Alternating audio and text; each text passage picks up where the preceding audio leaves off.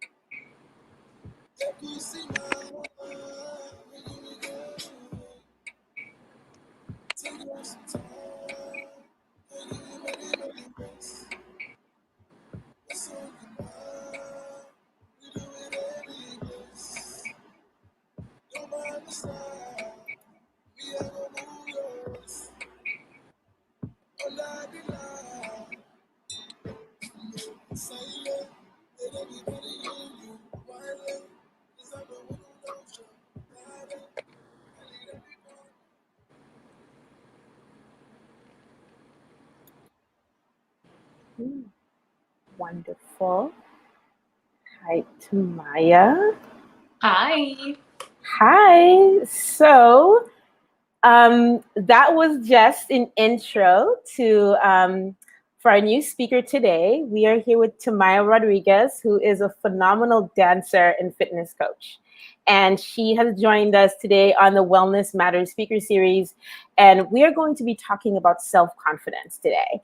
And I think Tamaya embodies that so well. And she uses both her coaching as well as the fact that she's a fitness and dance instructor to help women in Miami and also globally. She has a global community to really get comfortable with themselves. So as all of you know, the Wellness Matters series this fall has been about looking at our health, both physically, mentally, emotionally, spiritually. So I've brought in different speakers during the last few weeks, and we have many more who are coming, who are going to speak about different aspects of ourselves and the things that we can do to nurture ourselves and to keep ourselves in a good place, especially now where there's so much going on in the world and there's a lot of stress. And so how do we better manage ourselves? And so I really love bringing in different perspectives, particularly of female coaches who are doing interesting things and have interesting businesses. So again, welcome to Maya. Thanks for joining the Wellness Matters speaker series. Thank you for having me. So excited. Yeah, I'm very excited to have you. So Tamaya and I have a very interesting relationship. So I've been taking her dance classes for the past 3 years, I believe. Yeah. And yeah, it's been a while. And so when COVID came and the gym shut down, she was so flexible and so willing to continue to serve her community that she switched up and created this whole platform. She got a platform together, got us on it, and she's been able to continue to teach classes and do a whole lot of challenges and really amazing things to keep a lot of us motivated on our fitness journey. And so it's been very inspirational for me to participate in your community. And I just wanted to share a lot of the work that you've been doing with my community and the work that a lot of us are doing to make sure that in spite of all of the challenges that we're all facing right now, just the importance of being able to still have community and stay healthy. So again, thank you for joining us. So let's get started. And I'm going to just give us some time and let people come in. So if you are here, please let us know introduce yourself, and also let us know where you are, where you're based out of, where you're joining us from. And this will be recorded. It'll be available both on LinkedIn as well as YouTube. And so you can watch it later. And for those of you who are watching it later, you'll have an opportunity to replay it, and that won't be an issue. So let's get started. So Tamaya, tell us a little bit about who you are, your transformational journey, and how you came about finding your self-confidence. Yes. Hi, everybody. I'm so excited to be here again. Thank you for having me. So I'm originally from France, right? I moved to Miami about 5 years ago now. And I've always danced next to my studies. I mean, I was at school. I was always teaching dance classes and doing shows, and I always loved it. And then once I started traveling, the team that I've built and the classes that I've built, I couldn't keep doing that. But I realized that as I was traveling, everybody loved dancing. Every single woman that I've met loved to dance. The only thing that was holding them back was, I guess self-confidence, which I realized afterwards. I was like, oh, they were always scared to jump in. And I think that for me, the way I wanted to bring dancing to women, it's because I took the last dance class that I took before I started my business. Okay. I took dance class afterwards, but that was the last dance class I took before I started my business. And I was so much in my head that I was like, this can't be it. I can't live like this. I can't be going to a dance class that I love dancing, but I'm always insecure about what the next person is going to say about me or feel about me. And I was looking at everybody in the room, and I was like, I think this person don't even care that I'm here and dancing, or whether I'm messing up steps or not. So why should I care? If she cares, she doesn't even look at me. Right? And so this is something that I realized little by little that we all do. So I was like, what if I create those classes and those movements, I speak on our own insecurities, which is, don't worry about the next person next to you because they're not worrying about you. And then everybody's always laughing in class. Oh yeah, oh yeah. I love that, because as I'm listening to you, somebody would think, somebody who's been dancing for so long and teaching dancing for so long, that like even for you, perhaps many moons ago, that's also a reality you were dealing with as well. Wondering what other people might think as you're dancing, and then realizing that a lot of women, they struggle with that, like how they're being seen by other people, if they feel like they're being judged all the time. And that's the thing. It's what I think that through my coaching, what I say or encourage through the dance class, you can take it outside. I see a choreo just like in life, right? Your first impression and your last impression are always two things that that people remember, right? So it's the same thing when you start a choreography. The first impression, the first step, in between, you're going to forget what happened, and then how it went. And it's always like this when you enter a room, it's the same thing. So at the end of the day, it is your self-confidence. You can seem confident, but not really be confident. Yes. So I think, you bring up something that I have a question around that, because sometimes there's this common saying in the US, it's, fake it till you make it. And I've always been, it's one of those things I'm like, well, let's not fake it. Let's actually try to become confident. Like, I get it, at times you may need to, find ways to get yourself motivated. But how do we go beyond faking it till we make it? And how can we, and for you as somebody who, you're very much, because of dance, you're very much in your body and you have to get out of your head very often. How can you get yourself, and how can women start thinking about being in their body more and through movement? How can they? I think that body movement naturally bring this ease, naturally, emotionally, spiritually, mentally, you feel a little bit more light. You feel lighter. I know that when I dance or when I run or walk, I have the best ideas because it feels good for your body to move. So you don't necessarily think about the negative things in the background, whether you have to do your laundries or who's watching me or this person said that to me. It's something that you do for you, so you have more space to creativity. And so I think that once you're in tune with your body and with yourself, you're looking for this, how can I call this? You're looking for this high. Yeah. Yeah. And then you're more intentional about it without needed to, because you can't get work done while you're dancing, but you look for this feeling while you are getting something else done. I like it. I like what you're saying because it's resonating. Because like have you heard of the term runner's high? Like when you're running for a long time, you get this high. It's a similar idea, but what I'm hearing from you as well is there's this for you, and I would actually say I have this experience too. Movement helps to generate more creativity because it gets you out of your head, right? And so you're able to tap into something deeper. And movement allows you to do that. It like activates that within you. Yeah.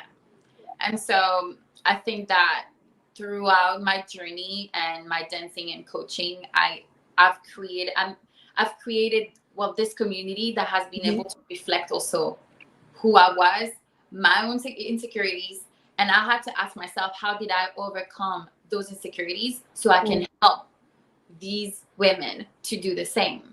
So how did you do it? Self-confidence, you guys. So this is, to me, right, obviously there are many, many other ways to build your self-confidence, but to me, those are 5 things that I wouldn't say we suffer from, but we have gone through or we have came across. And so one is people's opinion do not define you, right? So I'm from another country. We have different cultures. And I thought that, sometimes traveling would bring you. My dad always used to say that. So when you go to another place, it's not better, it's different, right? And we're always looking for the greener turf or whatever. And I think that at the end of the day, it's all within you. So people's opinion do not define you. It doesn't define who you are as a woman, and even if you are a new person. So every day we are another version of ourselves. And after a certain, I don't have a timeline on this, but after a certain amount of time, you always have to remember to reintroduce yourself to yourself. Okay, so let's say if you're going to the gym and your goal is to be able to do 10 push-ups, okay, today you can't do it, but if you practice and in 3 months you can do 10 push-ups without any problem, you're another version of yourself. Okay. So your story 3 months from now is not going to be, oh, I can't do push-ups. It's going to do, hey, I can do push-ups, let me try to do 20. And it's the same thing with any other thing. Okay. Right? Nobody can tell you can't do push-up if you can. If that makes sense. Exactly. Okay, so what's the first key? People's opinion do not define you. People's opinions don't define you. Okay, then what's the second key? The second key is commit to your commitments. Stay committed to your commitment, meaning, okay, so when we plan something, whether it's with a friend or in, I guess there's a bunch of entrepreneurs here. So a lot of times we set goals and then something comes up and we can't do it or we can't make it happen or we have a bunch of excuses or or at the contrary, we say we are busy with work and we said to a friend that we're going to meet them for dinners and then we can't because we get overwhelmed or whatever the case may be. At the end of the day, it hits our self-confidence because the fact that you're able to commit to a commitment, you build trust with yourself. If you can't trust yourself, you can't trust others. And that's harder. So you see I like that. Yeah. So do what you said you would do to trust yourself. And then the third key is practicing self-care and getting your body moving. So I know it gets overwhelming, and I do have clients like this who really genuinely don't like to work out. And I think that I've been there. I wasn't athletic before. And so for me, working out was always something that I was crying to do. I was crying. Oh my God, what do I have to do? Really? It's so hard for me to believe that. So Tamaya, every morning at 7:00, like clockwork, Monday through Fridays, and then Saturdays, this morning as well at 9 a.m., we had our dance class, fitness classes in the morning, like doing calisthenics and conditioning classes, and then in the evenings, dance classes. And you show up every time and you show up with a lot of energy. How do you do that? I would never believe this would used to be a struggle for you.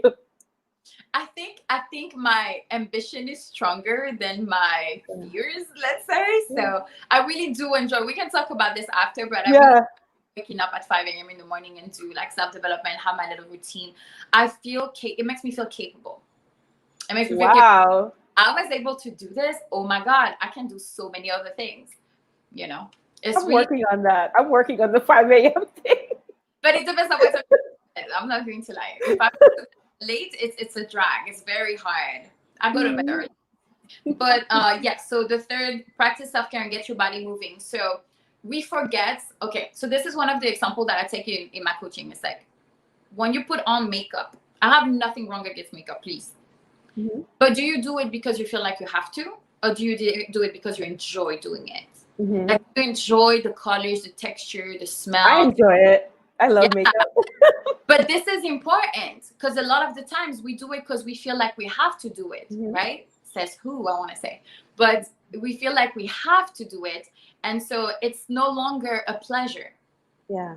And we lose that pleasure. And it's the same thing for doing mask or taking bubble bath. You know how many times that I told myself, I don't have time to take a bath. I don't have time. Oh my God, I have to do this. It's terrible. Don't you have like 5 or 10 minutes for yourself? Yeah. And sometimes we need to remember that if this is not working, you can't go anywhere.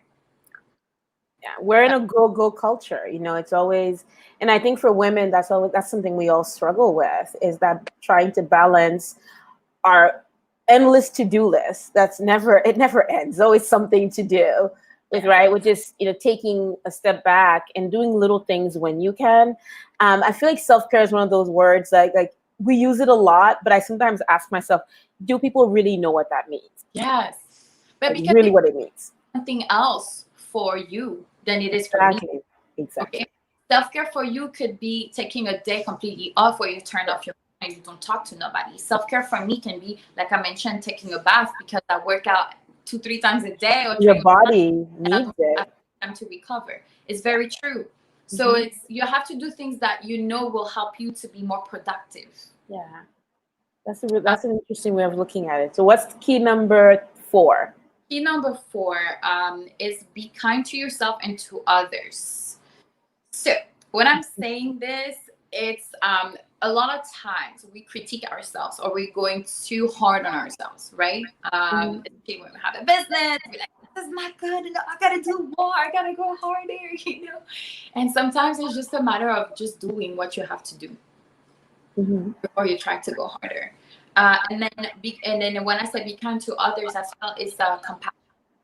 So to me, right, because that's something that I had a hard time doing, is to have compassion for other people. Your problems is not everybody else's problems, or their problems is not necessarily a problem. And we have a hard time sometimes relating to people's problems. But there is one thing, is that whatever you have in your life, you're able to handle. And you have other people out there that could never handle what you can handle. Yeah. And you have to be okay with that. Yeah. And I feel like because I'm talking about self, right? I'm not talking about people from an outside point of view. I'm really talking about self. It feels better when we're more compassionate and when we're more positive with ourselves and with others. Other people, yeah. Because you don't hold on to, grudges or anger or, those negative feelings. Right. Yeah. And I mean, I think what I really like about that, and it's actually a principle that dates back from has a spiritual context to it, the idea of that we all have the inner capacity to endure and to handle so much more than we realize very often, right? That we have that within us. And so sometimes when things may seem so overwhelming, and the first thought is, oh my God, I'm overwhelmed, I can't do this. Actually, no, you can. Because we're built to be resilient, and we have that inner capacity. And so when I heard that, the idea of be kind to this idea of compassion and being kind to self and others, it got me to think about that we have, even in the toughest of moments, kindness towards yourself and other people can completely shift your entire perspective completely. That's very true. Yeah. And then the last key. The last key is have a plan. So I say this. I'm not I am not the best organized and structured person ever. I'm an artist, so I'm all over the place. Terrible. When I see my notes, it's all over the place. But it's working for me so far. Now, Mhm. have a plan. When I say have a plan, is a lot of times we have goals, life goals. I'm not even just talking about career, right? Just life goals, family goals, lifestyle Mhm. goals. Lifestyle. Let's get to lifestyle. We want a certain lifestyle, and we don't necessarily have a plan to live this lifestyle. A lot of times when you look around you, you can already have this lifestyle Mhm. if you mix a few moves here and there. And I said on my podcast, build your own GPS. I don't think that this is something that someone needs to show you. There are obviously out there like workshops and things like this that help you to like create a vision board or a marketing plan or a business plan, those things that you need to follow. But then I believe that there's a lot of things that you, as you go through this plan, you're gonna make your own sauce and your own spices. I love Because that. feel, for me, I'm talking about from a passionate perspective, that you were talking about being overwhelmed. I get overwhelmed when I have too much box to check, Mhm. right? So I need to see what feels right for me, and while I follow a structure and I follow a plan. So I build my own GPS. I'm taking that structure and I make it. I'll go to the same direction, but I probably will take my own steps, or Mhm. if that makes sense. It I will does. take my own colors towards that destination. If that makes Yeah, sense. it does. Actually, as I'm listening to you, what I'm hearing is the idea of having an internal compass, right? Because a compass is a GPS. It's a Yes. guide, it's intuition. It's being able to connect with your own inner self and Yes. your own inner knowing, and not waiting for other people to validate you, not waiting for external validation, but it's something that comes from within because you're connected with something deeper in yourself. Is Yes. that what I'm hearing? Yeah. Yeah. Yeah. So that's a great. I love that. That fifth key is extremely powerful, and it's interesting because I think sometimes when people think about self confidence, they may not always think about the very things that you just mentioned here. Those are not the things. Those not the things that often people will think about. They might think, oh, you have to look a certain way, it's wear makeup, wear your hair a particular way, and no, you're talking about like confidence is an inside job. It's something that you have to do inside, Yeah. and it's little things that you do over time and they build on each other, and over time it allows you to get more confident. So we have a few comments Yeah. in the comment section, so let's take a look at them. So hey Cheney, um, so Cheney made a few comments. One of them, she says, I can't concentrate trying to read a book. I want to for 1 hour. I feel like I should be doing something else. Ooh, That's me. I'm the worst on myself, right? So always feeling like you need to be actively doing something. What are your thoughts on that? This idea of rest, can Tamaya, I can versus you I can't can see it. relate to this. So You're like, I love reading. Okay, I used mhm, to hate it, mhm. but again, build your own GPS, whatever. I do audiobooks, and Oh, I do the best when I'm on the treadmill. okay. I can't sit down and listen to it unless I'm taking notes. But Yeah. I can only do maybe 15 to 20 minutes. Mhm, And I know this works. When I do this, then I plan and I'm like I said, I wake up at 5 a.m. and I'm like, I'm going to read this book for the month or 3 weeks. It depends on how long the book is. mhm. For 15 to 20 minutes. I take notes in my notebooks. And then it feels just like a routine. That's something you Yeah, have to do when you just keep doing it.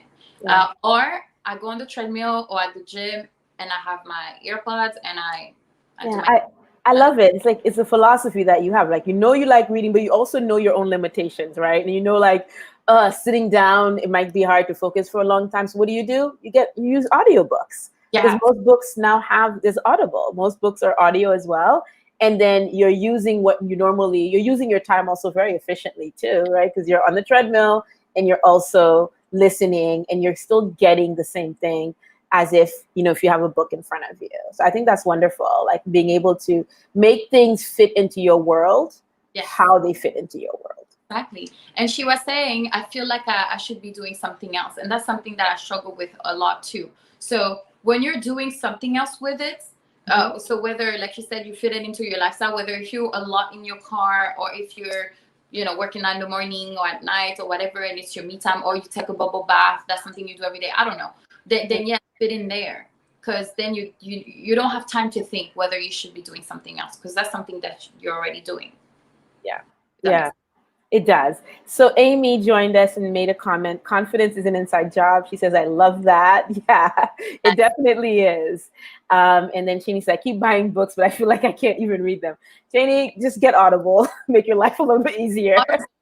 Or like do 1 or 2, 3 pages at the time. Yeah. That's it. That's what I do. I always, reading helps me sleep at night. So I always have 3 or 4 books on my nightstand. So, but normally like I read to fall asleep. Like literally. So I try not to read. I read physically, I fall asleep for sure. Yeah, like after 2 or 3 pages, I'm gone. But then I still, like I could say I still did, I'm still reading books. But like I don't feel like, the pressure. There's these people out there who are like, oh, they read like 5 or 10 books a month. I'm like, yeah, I used to do that when I was a teenager. Like I don't have that kind of time anymore. So now if I read 2 or 3 pages a day, like I feel like I'm doing really well. So if you honestly, I think that everybody has a time in life where it's important for your brand, your business, your mental health, whatever, to do those things. If you feel like you're already applying most of the books that you've read, then that's okay. There are books like we were talking about, the Fourth Agreement, for example. I read it, but I have to read it again because there's certain things that I wasn't able to apply because I need to see things through a different perspective. So for me, sometimes rereading a book helps me to put perspective for me. Yeah, I mean, I think as a coach, you should be reading a lot. Personally, I read a lot, and I love to read. So it's not a chore for me, but I make it that it's part of my own development. Yes. And it's part of how oftentimes if I'm struggling with something or a client is struggling with something and I don't immediately have the answer, sometimes finding the right book, you get an idea and it can actually trigger you think about it in a different way, and it can help you get a solution. So I read a lot because it also helps me. I read both fiction and nonfiction, but definitely the nonfiction is very much related to my work, right? So what you're saying about putting things into application, and that's when I'm sitting there with a marker highlighting things, because it does help to retain information. So that's a great tip. So now let's move on. There are a few more questions I have. I don't want us to like lose track of them. So one of the things I'm curious about from you, so we're thinking about the idea of the divine feminine as a concept, right? And as a concept that it's become more mainstream now. I remember it was like maybe 5 or 6 years ago when I was more introduced to the concept. And now it's become a lot more mainstream as we think about the idea of divine feminine, your inner goddess, as something. It is a concept, a trope that you use in your work. And you use it to inspire women, to connect women. Tell us a little bit about, how you've used this, the divine feminine archetype, the divine feminine concept to inspire so many women to follow you. So I think for me, my breakthrough with this was that I was very scared of my sensuality for a very long time. Mm-hmm. Get over it. You're a woman. You're sensual. Period. So it is what it is. Now, depending on the culture, everybody see the body and women differently.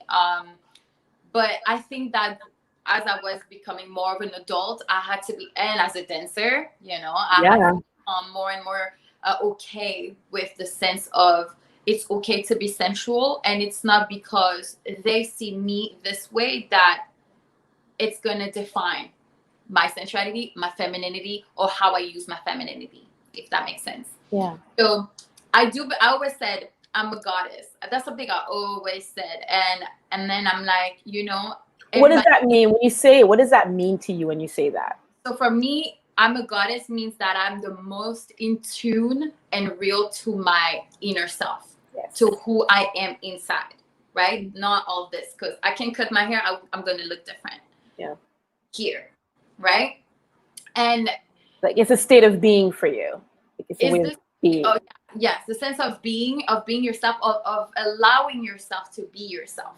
Yes. And so when I say you're a goddess, or unleash your inner goddess, which is the title of my podcast, it's really this. Is like when you really sit down and you're like, okay, who am I?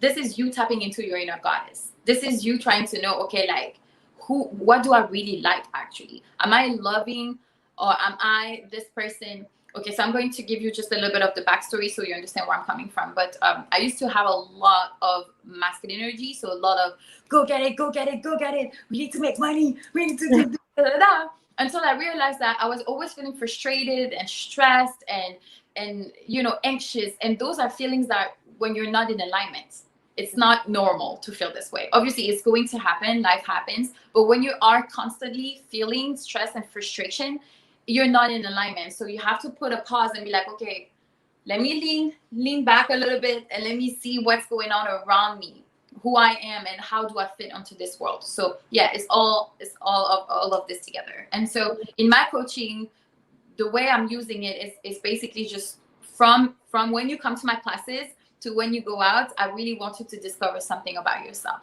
I always want you to be able to discover something about yourself, because if you allow me to be me, then I will be able to be myself. If you're yourself, I'll be myself. And that's how it works in a community. It's everybody's true to themselves, and then it's easier for that one person as well, etc. So you discover yourself then. Yeah. So the self-discovery for you is a big part of that, is really taking the time to um, know the things that you like, the things that you don't like, understand why you do the things you do, like more self-awareness. And self-awareness also helps you to, it's more sensory, right? And that's one thing I always appreciate about dance. And you said something that really resonated with me. I was thinking about that this morning before I hopped on. Um, I've always liked to dance, but when I was a kid, my parents wouldn't let me. I grew up with very conservative parents, super religious, and they just would not let me dance. However, as soon as I, went to college, I started taking every dance class that I could, everything from belly dancing, salsa dancing, African dancing. Like I was always doing something because I realized it was a way of to express myself, right? Like it's a way of it's self-expression. It's being able to also I'm not a singer. I have a sister who's a singer. I have a sister who's she's a visual artist. But for me, that dancing has always been the closest thing that I've gotten to any sort of like sense of artistry or being able to express, and maybe writing would be the second.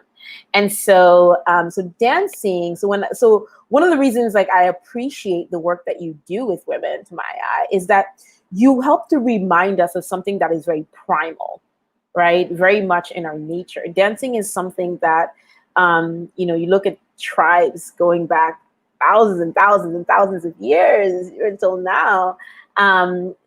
Dancing is always, particularly in African culture, African cultures, dancing has always been a part of how community is developed and how it's built. That's and true. How people communicate and express ideas and thoughts and storytelling, right, has been a big part of that. And so when you take that idea and you bring it in with helping people to reconnect with themselves, their bodies, it's extremely powerful. And I think with you, even when I look at, so all y'all go on, we'll do this later as well, but if you go into Maya's Instagram, you'll see her, a lot of her performances, and they're all like, in many ways, there's a storytelling element I found in your videos. Like you're telling a story when you're dancing, right? So tell us a little bit about, yourself as a professional who inspires women. You use different mediums to do that. How do you think about, how you are able to always be so positive in how you show up? Even in moments where at times you may not always feel your best, but you have to show up, you have to perform. How do you do it? And how do you keep people so engaged and keep yourself so centered to do that? So to be very honest here, that's something that I recently learned how to do. I think that I was doing it without knowing that I was doing it, right? I think at the time when I was showing up, it's because I didn't want to be judged, until I realized that I'm showing up for myself, right? And it's part of like committing to your commitments. Staying motivated. I don't think that we're always motivated every day. I think that is called discipline, and discipline is built through habits. I'm sure a lot of us know this, and there's no other ways to say it. And habits to create habits, it hurts at the beginning. It takes some time. It takes some work. It takes some getting out of your comfort zone, getting out of your ways. Whether you're already out of your comfort zone, but if you want something different, you have to do different. And so I'm aware of all of this. So every time I don't feel great or don't feel motivated, I have to check in with myself, where I'm asking myself, if I don't feel motivated right now, is it because it doesn't feel right to me, or is it because I'm not prepared? And then you have to be honest. And the next time I have to show up again, then I'll be prepared. If it's waking up in the morning, then I have to sleep more. Or do I really want to teach classes at 7 a.m. in the morning? Do I something I want to do? So you have to be honest with yourself. I think that's your best gift to yourself, is honesty. Yeah. And I think that's what helps, because no, it's not every day. Yeah, let's go. But I love what I do. So even if sometimes, honestly, on the way to go to work, to my classes, I may feel some type of way. My mind always gets right as soon as I'm here, because then I remember my why. And I think that's one of the things to get your why. Yeah. Don't forget your why. Even if you have to read, to have it here, like in big every day, and you see it, like that's something you cannot forget. Why you do what you do. And I can attest to this, because I also get up. Sometimes I don't to take Tamaya's classes at 7 a.m. And she always brings her best face, her best games, always optimistic. And I'm like, how is this girl so happy at 7 o'clock in the morning? I'm like, where does this come from? And so it's always, and it's authentic. Because I've always found that when it's not authentic, you can see it with people over time, because it's not sustainable. And that's why I don't believe in fake it till you make it, because at some point it's not sustainable to keep up a facade for too long. And so you have to do the inner work, because the reality is the moments you're under stress, that's when the mask sometimes falls off. I agree. Right? I agree. Yeah. I think that comes back to the sense of being in alignment. Yeah. When you're in alignment, you can take on more than when you pretend to be someone else, or when you pretend to feel something. Yeah. This has been great. So does anyone have any questions? So we can see your questions. So when you're those of you who are on the LinkedIn platform, feel free to ask any questions or make any comments, and we will definitely respond to your questions or any thoughts that you'd like to share. Tamaya, I'm really impressed with the work that she's doing in Miami. She's built this entire community for women to really get us to look at ourselves. It's not just the dance fitness community. It's so much more than that. And tell us, is it this month? I know there's a challenge going on. Can you tell us about the challenge? The self-challenge. Yes. Yeah, so we did a 10-day, it's a day 9 today. So we did a little self-love challenge. Yeah. So my thinking on this was, I want to see if I have another approach to fitness, if girls will be more willing to commit, because you have a better sense of, I'm doing it for me, and I'm not doing it because I have to, or because I have to look a certain way, or whatever. Mm-hmm. So it's been great, honestly. I did it too, so it's good. It was just doing tasks. You have daily tasks to do. Yeah. Yeah. And you've incorporated that. I know, like, I've done some of your other challenges in the past, and they work, y'all. So just letting you know that they do work. Where, I was impressed where, like, it wasn't just, okay, do these 5 or 10 workouts and just eat this type of food, but you're like, no, I want you to journal. I want you to meditate. I want you to think about and do things that you normally don't do to get you more grounded. Yes. That you actually incorporated that in your process. So it's again, not just about, I want to, because, we live in Miami, right? The perception that everybody has is that, it's all about the body here. Is just go to the gym, 10, 15 hours a week. But then we're like, no, it's more than that. It's more than just, lifting weights or just running a lot just to lose weight. But you're saying, no, it's much more than just that to actually get to a better place. It's getting your mind right. And I think that the way I realized this, it was last year. Last year, I looked the best I've ever looked on my fitness. I didn't reach the goal that I really want to reach because work and all that. But I was really on point with my diet. I was following it to the T, and I had a coach at the time. I was working with a coach. And at some point, my results were not moving anymore. And I was still getting to know my body at the time, whatever. And all I needed was, it's okay. Or what's going on? Oh, yeah, it happens to be an emotion, like emotionally eating. It's okay. And I didn't get that. I thought, oh my God, I do not understand. If you follow this plan, you do 2 pounds this week. And so I was like, oh, I don't want to be a coach like this, because that's not what you need. We all know what we should do, right? But it's doing it. the fact that we have to be able to mix our emotions with our plan.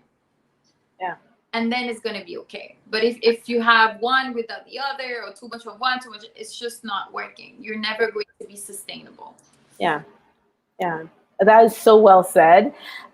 So I've really enjoyed this conversation. I thought it was very thoughtful, and you've certainly given us a lot to think about. And I really hope the people who've had a chance to listen, or who will listen, will think, look at the idea of self-confidence in a different way. I feel like you brought a very unique perspective. And I really wanted this community to hear this, because it's a different way of thinking about what it means to show up for yourself, right? You're not showing up for other people. And another thing that I really appreciate about your work as well, it's not centered primarily on the male gaze, right? It's not about trying to impress other people. It's dancing for yourself. It's getting in touch with yourself, and feeling, and being, honoring your sensuality as a woman. So I love that. And so I'd love to hear your last words from you, and also tell people where they can reach you, share your social handles. I know you have a new podcast. Tell us about that. And then we'll wrap up. Okay. So last thing about me that I want to tell you is, you never know who you can inspire just by being yourself. You create your own world and your own reality. The world, when they say the world is yours, it's literally yours. It's your world, and you allow people to exist in your world. You allow them. They don't have to be here. So yeah, and so my Instagram is Tamaya Goddess Like. My website will be electricone.com, which you have all of the info about my classes and what I do. And then my podcast, which I recently started, so I have 2 episodes on there, but I'm going to break down, cultivating your self-confidence, tapping into your inner goddess, your feminine energy. It's on Spotify, and it's called Unleash Your Inner Goddess. Yeah. Awesome. And I've actually already included it. So if you scroll to the beginning of the comment section, I did include the link to her podcast, as well as how to reach her on Instagram, as well as her website. And one last thing I'd like to add, if you live in Miami or the Fort Lauderdale area, Tamaya has dance classes, sometimes live. Well, she has live dance classes and fitness classes. So definitely look into it. If you're looking for a fun community to work out with and have fun, I totally recommend Electric Wine. I've been dancing with them for years. They're a lot of fun. They make exercising a lot of fun. And also, if you're international, there is an app, and everything is recorded, so you can jump on and participate just for a monthly subscription. So it's totally worth it. It's just a fun way to stay active, especially right now. And it's just, people, everyone's super supportive. The most supportive women I've encountered in a very, very long time. And so it's been a great community to participate in.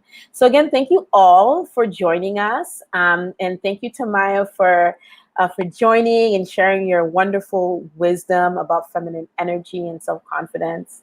And I look forward to seeing all of you next week. Next Saturday, we're going to have Gaon. She is going to talk about stress in hair. And so how, stress can impact your hair. And so if you know anyone who may have issues with this, or you want to join, I definitely encourage you to come. That's also going to be great. Gaon is a business owner, and she has her own product that she's also a chemist that she created for hair, and so for women. And so I definitely look forward to having her. So again, thank you so much, Tamaya. It's been a pleasure, and have a wonderful weekend, everyone. You too. Bye, everybody.